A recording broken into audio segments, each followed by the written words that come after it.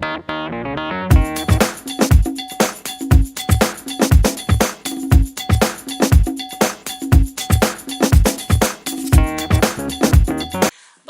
moi je suis Nathalie Tanguay et pour l'acceptation de soi, j'aimerais vous parler de moi, de ce qui m'est arrivé, de ce qui m'arrive encore des fois aujourd'hui, mais c'est plutôt rare.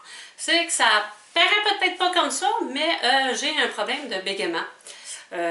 Étant plus jeune, disons à l'école primaire, je ne pouvais pas dire un mot sans bégayer, sans hésiter, des moments pénibles d'hésitation.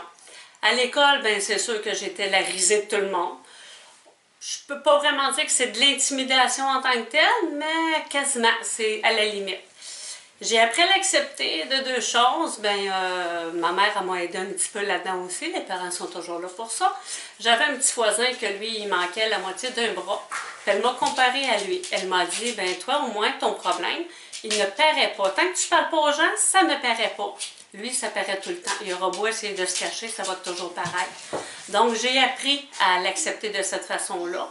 J'ai appris aussi à ne pas essayer de dire plus que ce que je pensais ou penser plus vite que ce que je parlais.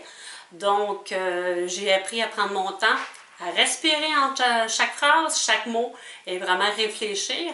Mais le positif là-dedans aussi, c'est que ça m'a rendu un petit peu plus forte côté français parce que je sens, quand je sais que je suis pour bifurquer sur un mot, instinctivement, je trouve un synonyme ou une tournure de phrase autre qui va faire que je ne bégayerai pas pour dire la phrase. Donc, à tous ceux et celles qui subissent peut-être le même problème que moi j'ai vécu, ben, le conseil que je peux dire pour l'accepter vraiment, parce que c'est un problème que je ne pense pas que ça s'en va à la longue, mais on peut le contrôler.